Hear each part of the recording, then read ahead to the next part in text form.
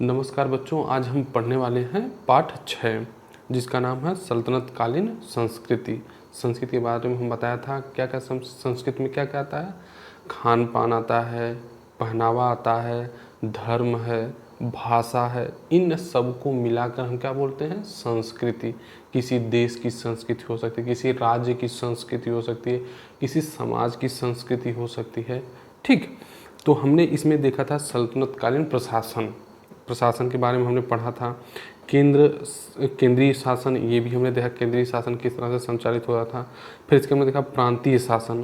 प्रांतीय मतलब राज्य का शासन किस तरह से इक़्तिदार के द्वारा संचालित होता था। इसके बाद हमने जिला के रूप में देखा था। जिला जो है कि क्या बोला जाता था? सिख बोला जाता था। और जिले का प्रमुख कौन बोला जाता था? सिकदार होता था। इसके बाद स्थानीय शासन में मतलब ग्राम में जो है कि हमने देखा था ग्राम में कौन खुद चौधरी और मुकद्दम नामक जो है कि अधिकारी होते थे। और चौकीदार एक होता था जो है गांव की सुरक्षा व्यवस्था देखता था। तो ये सब हमने पहले देखा। और ये देखिए मैप भी हमने देखा था कि सल्तनतकालीन में प्रशासन की इकाई क्या थी। पहले साम्राज्य था, फिर प्रांत था, फिर इसके बाद उप संभाग सिख मतलब जिलों में विभाजित था, फिर परगना था, फिर ग्राम मतलब ग्राम से ऊपर परगना, परगना से ऊपर सिख, और सिख से ऊपर जो है वो प्रांत था, और प्रांत से ऊपर सबसे ऊपर साम्राज्य था। कोई भी आदेश निर्देश या कोई जो है कि योजना है वो साम्राज्य बनाता था, वो प्रांत को जो है कि भेजता था, प्रांत भेजता था सिख को, और सिख भेजता था परगना को। और लागू कौन करता था? ग्राम के लोग लागू करते थे। मतलब उसका जो भी योजनाएं हैं, जैसे कर कितना प्रतिशत दिया जाएगा, या कर अगर कोई नहीं दे रहा है तो कैसा दंड होगा, ये सब दंड कौन लगाता था? गांव के अधिकारी जो होते थे। अगर मान लीजिए गांव के अधिकारी अगर जो है कठोर हो रहे हैं तो आप उनके खिलाफ अपील कर सकते हैं। किनको? परगना के अधिकारी को। परगना के अपील कर सकते हैं। और परगना के अधिकारी से आप असंतुष्ट हैं तो आप जाइए सिख जिले के अधिकारी के यहाँ जाइए। जिले के अधिकारी से आप नहीं संतुष्ट हैं तो आप जो है कि प्रांत के अधिकारी के यहाँ जाइए। अगर आप प्रांत के अधिकारी से भी नहीं संतुष्ट है तो आप सीधे सुल्तान के पास जाइए, वो आपको न्याय दिल पाएगा। ठीक, जैसे हमारे यहाँ नहीं है कि जिला न्यायालय है, फिर हाई कोर्ट है, फिर सुप्रीम कोर्ट है। तो इसी तरह से न्याय की व्यवस्था उस समय भी थी, या प्रशासन की व्यवस्था इस समय थी। सल्तनतकालीन समाज, जब हम बच्चों किसी समाज का अध्ययन करते हैं तो उसमें यही देखते हैं कि किस तरह से सामाजिक विभाजन था। जाति के आधार पर विभाजन था, या धर्म के आधार पर विभाजन था, या अन्य किसी के आधार पर विभाजन था। फिर महिलाओं की स्थिति समाज में क्या थी, इन सभी चीज़ों का अवलोकन करते हैं। तो उसी को हम बोलते हैं सामाजिक अध्ययन। क्या उस सल्तनत काल की क्या सामाजिक स्थिति थी, या हम ब्रिटिश काल की सामाजिक स्थिति भारत में क्या थी, या मौर्य काल में भारत की स्थिति क्या थी। तो सामाजिक स्थिति में क्या हम देखते हैं कि उस समाज में कितना विभाजन है। वो विभाजन धर्म के आधार पर हो सकता है, जाति के आधार पर हो सकता है, अमीरी गरीबी के आधार पर हो सकता है, नस्ल के आधार पर हो सकता है। वो विभाजन जो है कि जो है रंग के आधार पर हो सकता है। जैसे इंग्लैंड वगैरह में है या अमेरिका में है कि काले और गोरों के भेद के आधार पर सामाजिक विभाजन है। काले और गोरों के भेद जो है कि सामाजिक विभाजन का आधार है। हमारे यहाँ देखेंगे धर्म के आधार पर समाज में विभाजन है, जाति के आधार पर समाज में विभाजन है ना। तो इसी तरह से जो विभाजन होता है उसी का अध्ययन हम समाज के अंतर्गत करते हैं। तो देखते हैं सल्तनत काल के शुरुआती दौर में सामाजिक एवं सांस्कृतिक विचारों, सांस्कृतिक मतलब खान पान, पहनावा, भाषा, धर्म, ये सब क्या है? ये सब बुलाता है मिलजुल कर संस्कृति। सांस्कृतिक विचारों, रिवाजों एवं विश्वासों में भिन्नता होने से समाज में संघर्ष एवं टकराव की स्थिति पैदा होने लगी। जैसे देखिए मुस्लिम क्या करते थे? वो नमाज़ पढ़ते थे। और हमारे यहाँ जब हिंदू देखेंगे तो वो मंदिर में पूजा करते हैं। तो दोनों में क्या है? टकराव हो रहा था। मुस्लिम सोच रहा था कि सभी लोग जो है वो इस्लाम धर्म स्वीकार कर लें, और सब जो है वे क्या करें कि ईश्वर में मतलब मुस्लिम धर्म स्वीकार कर लें और मुस्लिम रीति रिवाज से या मुस्लिम पद्धति से पूजा करें, नमाज करें। लेकिन हिंदू जो था वो क्या है कि अपने धर्म के चीज़ों को मानता था, अपने धर्म के चीज़ों को लागू करता था। तो इसलिए दोनों के मध्य क्या हो गया, मनमुटाव पैदा हो गया और दोनों के मध्य क्या है, टकराव होने लगा। तो इस स्थिति में क्या हो गया कि समाज में तनाव बढ़ने लगा और एक दूसरे के लोग जो है देखकर जलने लग गए या एक दूसरे से घृणा करने लग गए। तो ऐसी स्थिति समाज में धीरे धीरे बनने लग गई थी। फिर तुर्कों के आगमन ने उत्तर भारत में पर्दा प्रथा को मजबूत किया। पर्दा प्रथा आई इसलिए क्योंकि आपको पता है कि मुस्लिमों में बुर्का पहनते हैं, उन्हीं का देखा जो है हमारे यहाँ भी पर्दा प्रथा शुरू हो गई कि जो है पुरुषों के सामने महिलाएं अपने आप को पर्दा किए होती हैं। पहले हमारे यहाँ पर्दा प्रथा इतना नहीं था, लेकिन जब से मुस्लिम आए तो उनकी देखी हम लोगों ने पर्दा करना शुरू कर दिया। यह प्रथा समाज के ऊंचे तबकों की प्रतिष्ठा का प्रतीक बन गई। जो ऊंचे तबके मतलब जो है उच्च जाति के लोग थे, जैसे ब्राह्मण हो गया, ठाकुर हो गया, राजपूत हो गया, ये जो है कि महिलाओं को पर्दे में रखना पसंद करते थे। ये कि जो है कि लोग महिलाओं को देख ना लें या महिलाएं जो है बाहरी दुनिया से अनजान रहें। उनका मतलब सिर्फ क्या है कि चहर दीवारी के अंदर रखना, अपने पति को खुश रखना, अपने बच्चों को खुश रखना, बस यही काम है महिलाओं का, या खाना बनाना। इसके अलावा उनका महिलाओं का बाहर का कोई काम नहीं है। तो इसलिए महिलाएं आप देखेंगे कितना जो पिछड़ी हुई महिलाएं इसी कारण पिछड़ी हुई हैं। इसका स्त्रियों की स्थिति पर प्रतिकूल प्रभाव पड़ा और वे घर में सिमटने लगीं। देखिए कि महिलाएं जब घर से बाहर निकलेंगी, जब वो काम करेंगी, जब उनके पास धन होगा, तब तो वो जो है कि पुरुषों से वाद विवाद कर सकेंगे या पुरुषों का सामना कर सकेंगी। अगर उनके पास वो घर से बाहर ही नहीं निकलेंगी या उनके पास पैसा ही नहीं होगा, जब उनके पास पैसा नहीं होगा, जब वो आत्मनिर्भर नहीं होंगी, तो वो क्या होंगी, पुरुषों की अधीनता में रहेंगी। वो पुरुषों से हमेशा दबी रहेंगी, हमेशा वो जो है कि किसी के अधीन बनी रहेंगी और अपना जो भी पुरुष कहेगा उसे मानना पड़ेगा। इसीलिए हम कहते हैं कि बच्चियों से पढ़ो, आप पढ़ो, जितना आप पढ़ेंगी उतना ही आप जो है आत्मनिर्भर होंगी, और आत्मनिर्भर होंगी तो आपको किसी के सहायता की आवश्यकता नहीं होगी। आप खुद जो है अपना जीवन जिस तरह से स्वतंत्र रूप से, चाहे जहाँ घूमना हो, चाहे जहाँ टहलना हो, चाहे जैसे भी आपको जीवन यापन करना हो, स्वतंत्र रूप से आप जीवन यापन कर सकती हैं। इसीलिए कहते हैं कि बच्चियों पढ़ा करो, मेहनत की करो। आगे देखिए, बाह्य आडंबर। बाह्य आडंबर मतलब होता है, जैसे हिंदुओं में क्या था, मूर्ति पूजा थी, तीर्थ यात्रा हो रही थी और इसके बाद हवन यज्ञ हो रहे थे, तो ये बाह्य आडंबर बोला जाता है। ऐसे मुस्लिमों में था अजान, वो बाह्य आडंबर है। फिर इसके बाद उनमें देखेंगे बाह्य आडंबर क्या है कि अजान हो रहा है, फिर मस्जिद बनाना, ये सब जो है बाह्य आडंबर मुस्लिमों में भी था। बाह्य आडंबर के कारण क्या है कि समाज में जो है कि ये धीरे धीरे फैल रहा था कि ये ज़्यादा क्या है कि प्रचलित होने लग गया था समाज में, कि लोग दिखावा ज़्यादा कर रहे थे। देखिए लिखा है ना, बाह्य आडंबर एवं धन संपत्ति का प्रदर्शन समाज की विशेषता बन गई। कि मतलब समाज में लोग ये दिखावा करने लगे, जैसे कहते हैं ना बड़े बड़े यज्ञ करवा रहे हैं। यज्ञ लोग क्यों करवाते हैं कि ताकि जो है कि इसलिए नहीं कि उनको भगवान मिल जाए। भगवान तो एक कोठरी में बैठिए और 10 मिनट 15 मिनट आप ईश्वर की राम राम जपिए, या अल्लाह कह रहे हैं तो अल्लाह का नाम लीजिए, तो आपको क्या है, ईश्वर से साक्षात्कार होगा, आपको शांति मिलेगी, आपकी आत्मा संतुष्ट होगी। लेकिन आप यहीं घंटा पीट रहे हैं तो आपको क्या लग रहा है कि आपको संतुष्टि मिलेगी, या आपको जो है ईश्वर मिल जाएगा, या आप कहीं मूर्ति की पूजा कर रहे हैं तो आपको ईश्वर मिल जाएगा, या आप तीर्थ यात्रा कर रहे हैं, जैसे कांवड़ यात्रा है या और सब यात्राएं निकाल रहे हैं, क्या आपको उससे जो है कि ईश्वर मिल जाएगा? नहीं। आपको ईश्वर कब मिलेगा? जब आप शांति से 10 मिनट आप बैठिए रूम में और आप चिंतन मनन कीजिए, आप जो है ईश्वर से लगाव करिए, तब आपको क्या है, ईश्वर मिलेंगे। दिखावे से ईश्वर नहीं मिलते हैं। तो यही बता रहा है कि मध्यकालीन जब सल्तनत काल स्टार्ट हुआ तो लोगों ने दिखावा शुरू कर दिया और जो है कि धन संपत्ति जो है ये प्रतिष्ठा का प्रतीक बन गया। जैसे कहते हैं ना हमारे यहाँ, जिसके पास 4 बुलेट है तरी बहुत अमीर आदमी है, समाज में सम्मानजनक स्थिति है।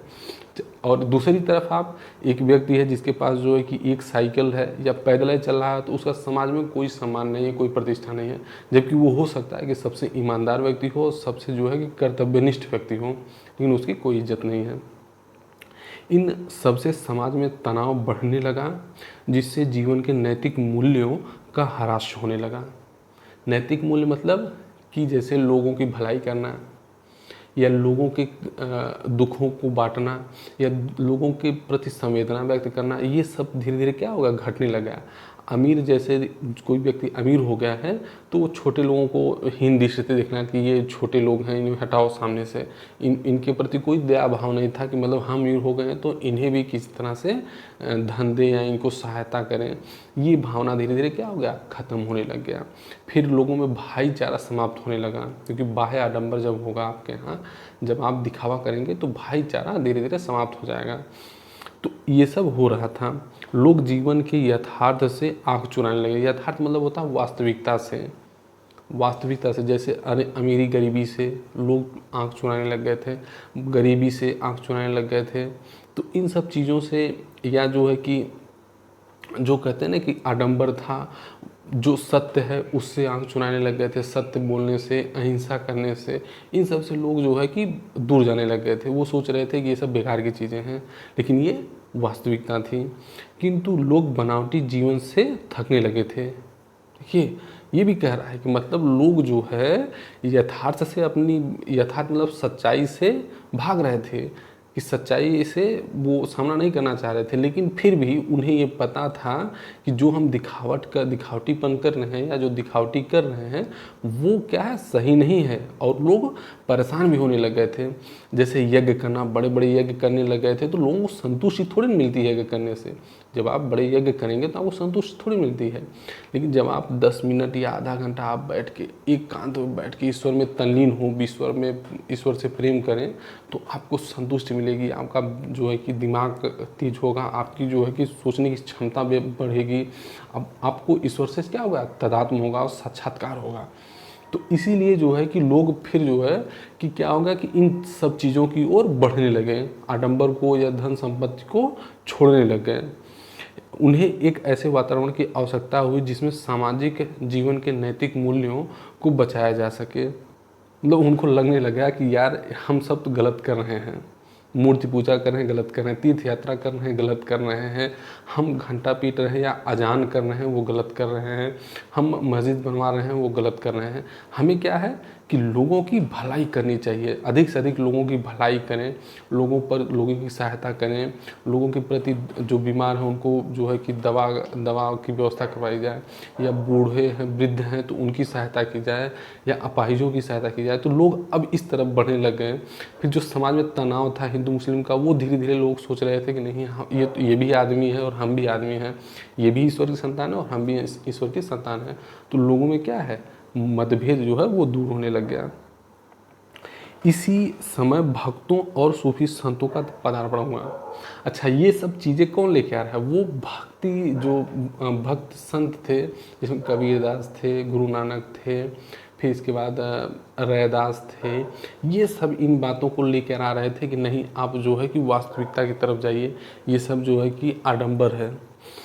तो इन सब ने जनता में ये फैलाया, प्रचार किया कि पाहन पूजे हरि मिले तो मैं पूजू पहाड़। कबीरदास जी कहते हैं कि अगर पत्थर पूजने से अगर भगवान मिलते हैं तो मैं पहाड़ को पूजूंगा। और वो कहते हैं ताते तो चाकी भली पी सखा संसार।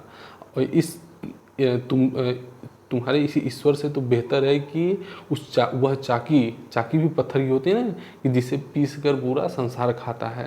तो वो ईश्वर को नहीं मानते हैं। तो इस तरह से उन्होंने जो है कि जो बाह्य आडंबर था, जो दिखावा था, उस पर चोट किया है। उन्होंने लोगों में आपसी समझ पैदा करने की कोशिश की और सादा जीवन उच्च विचार पर बल दिया कि भैया सादा जीवन आप लोग जीजिए और आप अच्छा जीवन यापन कीजिए। फिर देखिए आगे, भक्ति आंदोलन तथा सूफी संत। भक्ति आंदोलन मतलब ये जब धीरे धीरे क्या हो गया कि मूर्ति पूजा बहुत बढ़ने लगे, यज्ञ बहुत तेजी से होने लगे, गायों का या जो है कि पशुओं का बहुत तेज़ी से जो है कि यज्ञों में बलि दी जाने लग गई, मानव की बलि दी जाने लग गई। लोगों में क्या है कि धर्म के प्रति, हिंदू अपने धर्म को जो है कि वो अपना वर्चस्व स्थापित करने की कोशिश कर रहा है। मुस्लिम सोच रहा है कि हमारा पूरा जो है कि हिंदुस्तान मुस्लिमों का है, मुस्लिम हो जाए। या मुसलमान बन जाए। तो इन दोनों में क्या है, तनाव चल रहा था। तो उसी बीच कुछ ऐसे संत हुए जिन्होंने हिंदू और मुस्लिम एकता की बात की कि हिंदू और मुस्लिम दोनों क्या है, अलग नहीं है, दोनों एक हैं, और दोनों जब साथ रहेंगे तो एक क्या है, एक बेहतर समाज का निर्माण होगा। और उस समाज से क्या होगा, समाज की प्रगति होगी। गरीबियों में जो है कि लोग सहायता करेंगे, अब लोग एक दूसरे की सहायता करेंगे, गरीबों की सहायता करेंगे, अपाहिजों और अपंगों की लोग सहायता करेंगे। तो इससे क्या होगा, समाज आगे बढ़ेगा। तो इसलिए जो है भक्ति आंदोलन और सूफी संत ने यही काम किया कि इन्होंने हिंदू और मुस्लिम के बीच की जो खाई थी उसे क्या किया, पाटने का काम किया और समाज में समन्वय लाने का, कि मतलब मेल मिलाप, मेल जोल लाने की कोशिश की। तो देखते हैं तुर्क और अफगान जो अपने साथ धार्मिक विचार और संस्कृति लाए, उसका भारतीय समाज एवं विचार धारा पर प्रभाव पड़ा। कि जो मुस्लिम जो है, जो पूजा पाठ लेके आए, वो कह रहे थे कि जैसे वो मानते हैं कि मूर्ति पूजा को नहीं मानते हैं, वो मस्जिद में अजान करते हैं, और इसके बाद आपको पता है कि 5 बार वो अजान करते हैं। फिर इसके बाद उनका एक मात्र पुस्तक है जिनका नाम कुरान है, जिसे वो अपने जो है कि कुरान को सबसे सर्वोच्च पुस्तक मानते हैं।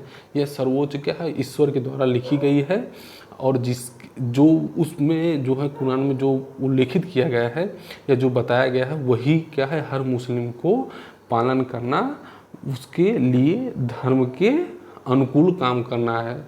या ये कह लीजिए कि कुरान जो मुसलमान कुरान को मानता है वही पक्का क्या है, मुसलमान है। वरना अगर कुरान की बातों को नहीं मानता है तो वो क्या है, धर्म से च्युत हो गया है, मतलब धर्म विरुद्ध हो गया है उसे बोलेंगे। तो इस तरह से हुआ कि जो भारतीय समाज में था और जो मुस्लिम विचार थे वो दोनों क्या है, एक दूसरे पर प्रभाव छोड़ रहे थे। जाति प्रथा की कठोरता, ऊंच नीच का भेदभाव तथा बाहरी आडंबर के कारण भारतीय समाज में कुछ दोष आ गए। आपको पता है कि ऊंची जाति के लोग नीची जाति के यहाँ खाना नहीं खाते थे, उनको अपने यहाँ शादी विवाह नहीं कर, एक दूसरे से शादी विवाह नहीं करते थे। ऊंची जाति के लोग नीची जाति के घर में शादी नहीं करते थे। उनका समाज में बहिष्कार कर दिया जाता था कि उनको कुएं में पानी नहीं लेने दिया जाता था, या तालाब में से पानी नहीं लेने दिया जाता था। तो इस तरह से ऊंची जाति के लोग नीची जाति के लोगों को प्रताड़ित करते थे। फिर ऊंच नीच का भेदभाव था। बाहरी आडंबर हमने बता दिया कि मूर्ति पूजा, इसके बाद तीर्थ यात्रा, या फिर जो है कि यज्ञ में पशुओं की बलि, ये सब भारतीय समाज में क्या है, दोष थे। अतः सामाजिक कुरीतियों को दूर करने और समाज को सुसंगठित करने के लिए कुछ समाज सुधारकों ने जनता में परस्पर प्रेम तथा सद्भाव को बढ़ाने का प्रयास किया।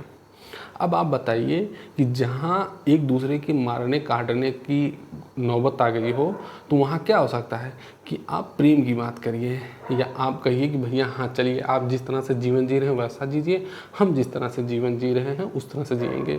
फिर आप हमसे कुछ ले लीजिए, सीख लीजिए, और हम आपसे कुछ सीख लें। जैसे भारतीय महिलाएं कभी बुर्का नहीं पहनती थी, या बुर्का जो है पर्दा नहीं करती थी, लेकिन जब मुस्लिम आए तो पर्दा करने लग गई। इसी तरह से आप देखेंगे कि और बहुत सारी चीज़ें मुस्लिम जब आए तब जो है भारत में शुरू हुई, नहीं तो इससे पहले क्या हो गया, भारत में नहीं थी। जैसे समोसा जो है वो हमने अरबों से सीखा, कपड़े में जो है पजामा कुर्ता वो इस्लाम से ही आया। तो इस तरह से बहुत सारी चीज़ें हमने उनसे लेना स्टार्ट किया, और एक दूसरे से क्या है, प्रेम व्यवहार धीरे धीरे बढ़ना स्टार्ट हुआ। उन्होंने धार्मिक कर्मकांडों की अपेक्षा भक्ति भाव से ईश्वर की उपासना करने को श्रेष्ठ बताया। तो ये जो सूफी संत थे और जो भक्ति आंदोलन के जो संत थे, जैसे कबीर, गुरु नानक और निजामुद्दीन औलिया, तो इन्होंने क्या बताया कि अगर एक व्यक्ति ईश्वर से सीधे प्रेम करता है या ईश्वर में सीधे आस्था रखता है तो ईश्वर उसे मिलेगा। उसे किसी आडंबर मतलब जो है कि दिखावा करने की आवश्यकता नहीं है। उसे क्या है, ईश्वर को आत्मा से याद करने की ज़रूरत है, ईश्वर उसे मिलेगा। इस तरह की बात किसने की? कबीरदास ने, रैदास ने, इन सब ने की। इस प्रकार धार्मिक सहिष्णुता की भावना को बल मिलना। सहिष्णुता मतलब होता है सद्भाव या एक दूसरे का सम्मान करना, कि हिंदी धर्म जैसे जीवन यापन कर रहा है वैसे जिए, और मुस्लिम ये जो है कि चाहे कि हिंदू धर्म जिस तरह से जीवन यापन कर रहा है उस तरह से वो जीवन यापन करे। तो इन दोनों के जब ये विचार अगर दोनों धर्म के लोगों को मन में आ जाए तो उसे बोलते हैं धार्मिक सहिष्णुता का विचार, कि दोनों लोगों का अस्तित्व भी बना रहे और दोनों अपने अपने तरीके से पूजा पाठ भी करें। संतों एवं समाज सुधारकों द्वारा चलाया गया इस प्रकार का आंदोलन भक्ति आंदोलन के नाम से प्रसिद्ध हुआ। ठीक, इन भक्त संतों में कबीर, चैतन्य महाप्रभु, गुरु नानक, दादू, रैदास, तुकाराम, रामानंद, वल्लभाचार्य, मीराबाई आदि प्रसिद्ध हैं। लोगों की साधारण भाषा में लिखे और गाए गए इनके गीत व दोहे ईश्वर के प्रति भक्ति भाव से भरे हैं। इनमें बहुत से ऐसे विचार हैं जिनको तब से लेकर अब तक लोग मानते आए हैं। कि कबीरदास या गुरु नानक की जो बातें हैं, जो उनके गीत हैं उन्होंने लिखा, वो इतने सत्य हैं कि पहले तो सल्तनत काल में तो लोग मानते थे, मतलब जो है कि 12वीं शताब्दी से 14वीं शताब्दी तक तो लोग मानते ही थे। लेकिन आज भी उनकी विचार, आज भी उनकी जो विचारधारा है या जो उनके गीत अंगिक है और लोग उनको मानते हैं। जैसे कबीरदास कहते हैं ना कि, जैसे कबीरदास जी कहते हैं ना, काकर पाथर जोड़ के मस्जिद लई बनाए, ताचड़ मुल्ला बांग दे, क्या बहरा हुआ खुदा है। तो कहने का आशय ये है कि वो सब कहते थे कि राम का नाम जपिए, आप राम के नाम में आस्था रखिए, आपको क्या है, ईश्वर मिलेगा, आपको ईश्वर मिलेगा, लेकिन आप दिल से पूजा कीजिए। और ये बाह्य आडंबर यज्ञ करने की ज़रूरत नहीं है, पंडितों को दान देने की ज़रूरत नहीं है, बलि प्रथा को बढ़ावा देने की ज़रूरत नहीं है, मूर्ति पूजा करने की ज़रूरत नहीं है, मंदिर नहीं बनवाने की ज़रूरत है। इसके स्थान पे आप क्या करिए कि लोगों को जो है सेवा भाव करिए, लोगों को जो है कि लोगों की प्रेम देखिए, लोगों के साथ जो संवेदना कीजिए, लोगों के दुख दर्द में जो दुखी है उनको सहायता कीजिए, लोगों के जो वृद्ध हैं या अपंग हैं उनकी सहायता कीजिए। तब जो है आपका ईश्वर उससे खुश होगा और आपको जो है आशीर्वाद देगा। इन सब विचारों को इन सब ने फैलाया। कबीर काशी वाराणसी में एक जुलाहे बुनकर परिवार में कबीर का पालन पोषण हुआ। कबीर निरंकार परमेश्वर में विश्वास करते थे। कबीर कहते थे कि ईश्वर का कोई आकार नहीं है, वो कहते थे कि ईश्वर निराकार है। कबीर की प्रमुख रचना बीजक थी, जिसमें साखी, शब्द, रामायणी समाहित है। मीराबाई, ये मेवाड़ के राठौर राणा रतन सिंह की पुत्री थी। मीराबाई कृष्ण की उपासना में भजन गाया करती थी। इस तरह से मीराबाई ने उस समय महिलाओं को, पुरुषों को जो है वो गीतों के माध्यम से, दोहों के माध्यम से समाज में ऊंच नीच की भावना को समाप्त करने की बात की। उन्होंने जाति प्रथा को समाप्त करने की बात की। उन्होंने ईश्वर में जो है आस्था की बात की, महिलाओं की अच्छी स्थिति की बात की। ठीक, फिर आप देखेंगे गुरु नानक, ये 1469 ईस्वी में पंजाब के तलवंडी, आधुनिक ननकाना साहिब पाकिस्तान के नामक स्थान में गुरु नानक का जन्म हुआ था। इन्होंने सिख धर्म चलाया एवं एकेश्वरवाद का उपदेश दिया। एकेश्वरवाद आप जानिए कि एक ईश्वर में आस्था रखना। सिख आप देखेंगे कि बहुत ढेर सारे देवी देवता की पूजा नहीं करते, वो केवल एक ईश्वर की पूजा करते हैं या गुरु नानक की पूजा करते हैं। और आप हिंदू धर्म देखेंगे तो ढेरों सारे देवी देवता, जैसे देवियों में आप देखेंगे लक्ष्मी की, दुर्गा की पूजा की जाती है। फिर इसके बाद देवताओं में देखेंगे ब्रह्मा, विष्णु, महेश, ये तो 3 मुख्य हैं। इसके बाद लाखों और स्थानीय देवता हैं, तो इनकी भी पूजा पाठ किया जाता है। लेकिन सिख धर्म में केवल एक देवता की ही पूजा की जाती है और वो है, या एक ही ईश्वर की पूजा की जाती है। तो उनका मानना है कि गुरु नानक ही हमारे क्या हैं, ईश्वर हैं। चैतन्य महाप्रभु ने बाह्य आडंबर तथा कर्मकांड का विरोध किया। देखिए इन्होंने भी कर्मकांड का विरोध किया कि जो ये पशु बलि किया जाता है, यज्ञ किया जाता है, ये सब बेकार की बातें हैं।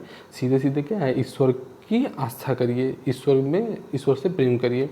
रविदास ने लोगों को शिक्षा दी कि भक्ति से ही मनुष्य मोक्ष पा सकता है।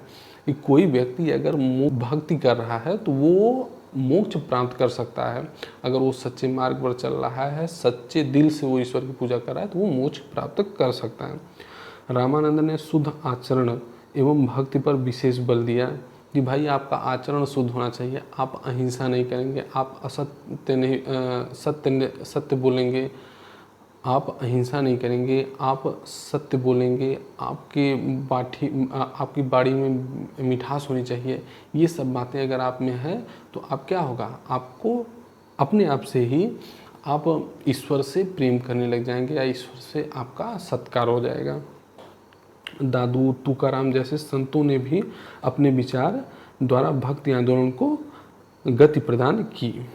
अब देखिए अगला, भक्त संतों ने लोगों के बीच यह भावना फैलाई कि ईश्वर को पाने के लिए सच्चे दिल से प्रेम करना ही एकमात्र तरीका है। हमने बताया कि आप सच्चे दिल से ईश्वर में एकांत में बैठिए, एकांत में कहीं बैठिए और ईश्वर से आराधना कीजिए या ईश्वर की आराधना कीजिए और ईश्वर में अपना ध्यान लगाइए, तो ईश्वर आपको मिलेगा, नहीं तो ईश्वर नहीं मिलने वाला है। उन्होंने आम लोगों की बोली में कई सुंदर गीतों की रचना की थी जिसे भक्त लोग मगन होकर गाते थे। वे ऊंच नीच और जाति पात के खिलाफ थे। उनका मानना था कि सभी मनुष्य ईश्वर की नज़र में समान हैं और हिंदू तथा मुसलमान दोनों एक ही ईश्वर हैं।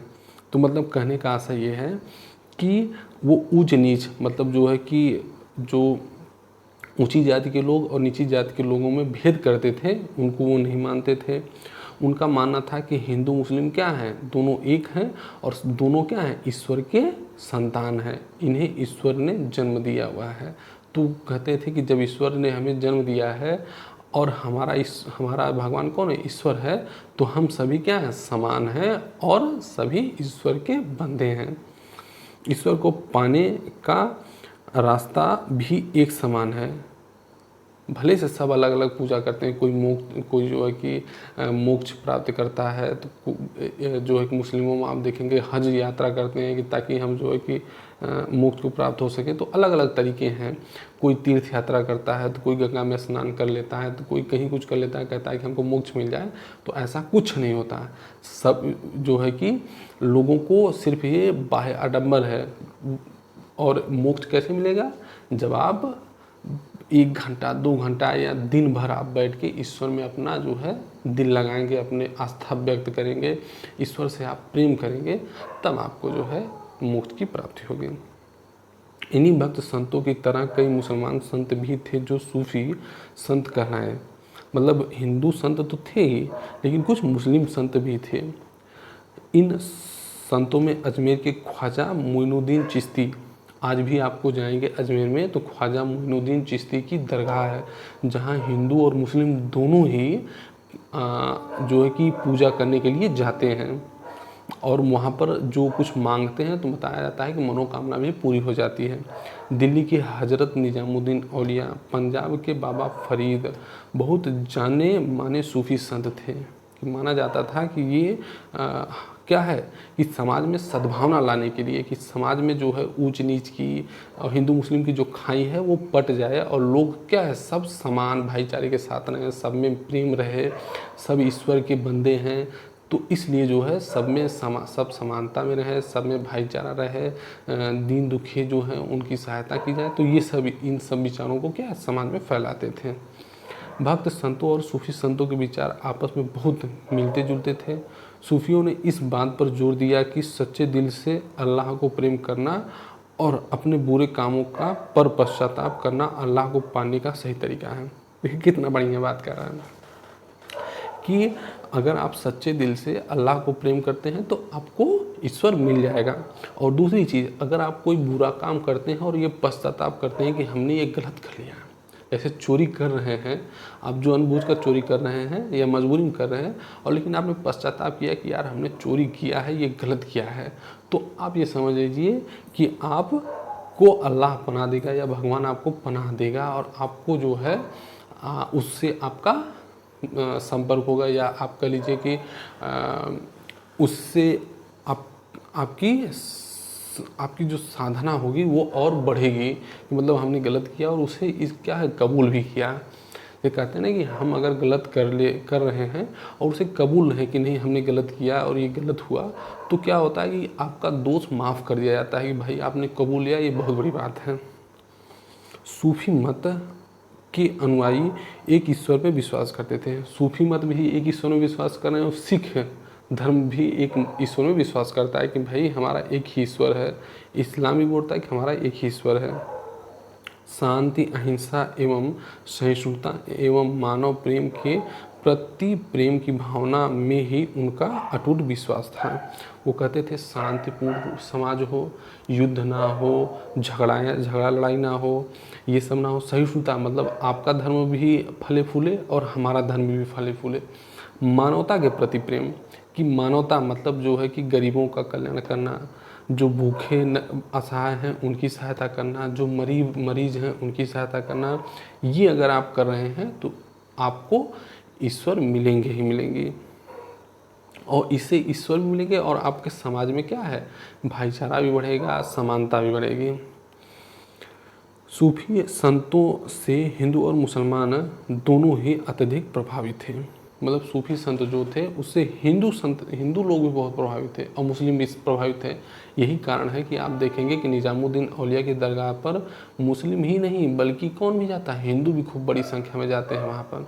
इसके बाद जहाँ आप देखेंगे ये गुरु नानक का जो वो बनाया गया है स्वर्ण मंदिर है, वहाँ आप देखेंगे कि मुस्लिम भी जाते हैं, वहाँ हिंदू भी जाते हैं, वहाँ सिख भी जाते हैं, सब जाते हैं गुरुद्वारे में। तो इस तरह से मतलब कहने का आशा है कि ये भक्ति आंदोलन और सूफी संतों ने समाज में सद्भाव लाने की कोशिश किया, समाज में प्रेम, भाईचारा, बंधुत्व लाने की कोशिश की, ताकि समाज में खुशहाली रहे और लोग अच्छा जीवन व्यतीत करें। देखिए, शैव महिला योगी लल्ल योगेश्वरी कश्मीर की विधवा ब्राह्मण औरत थी। कश्मीर के प्रसिद्ध सूफी संत शेख नूरुद्दीन वली समेत कई सूफी संत उसे अपना पीर या गुरु मानते थे। वह कहती थी, शिव सब जगह मौजूद हैं, सबसे मौजूद हैं। फिर हिंदू और मुस्लिम में फ़र्क मत करो। अगर तुम समझदार हो तो अपने आप को समझो, यही ईश्वर की सही समझ है। क्या कितना बढ़िया लाइन इन्होंने क्या महिला योगी लल्ल देवी ने कितना बढ़िया लाइन कही हुई कि ईश्वर हर जगह कण कण में मौजूद है, चाहे जहाँ आप जो है देखें वहाँ ईश्वर है। तो आप हिंदू मुस्लिम में जो भेदभाव क्यों कर रहे हैं? क्योंकि मुस्लिम में भी तो ईश्वर निवास कर रहा है और हिंदू में भी तो ईश्वर निवास कर रहा है। फिर वो कह रहे हैं कि फ़र्क क्यों, इस बात का फ़र्क क्यों कर रहे हो कि वो मुस्लिम है या वो हरिजन है या वो जो है कि किसी और कास्ट का है या किसी और धर्म का है, क्यों भेदभाव कर रहे हो? सब तो क्या है, ईश्वर के बंदे हैं, तो उसमें फ़र्क क्या है? फिर कह रहे हैं अगर तुम समझदार हो तो अपने आप को समझो, कि मतलब अपने आप को समझो, जैसा आप अपने आप को समझेंगे वैसा ही आप क्या है दूसरों को भी समझेंगे। तो यही ईश्वर की सही समझ है कि अगर आप अपने आप को बेहतर तरीके से समझ लिए कि हमको झूठ नहीं बोलना है, हमको अहिंसा नहीं करनी है, और दूसरों को भी नहीं आप इस तरह का सलाह देंगे कि नहीं आप अहिंसा करिए, आप सत्य बोलिए, ईमानदारी से रहिए, तो क्या होगा, यही आपको धीरे धीरे ईश्वर से मिलाएगी और ईश्वर से आपका प्रेम होगा और आपको मोक्ष मिलेगा। तो ये इतना बढ़िया बात इन्होंने की। अब देखिए आगे बच्चों साहित्य है, साहित्य हम कल पढ़ाएंगे। नमस्कार।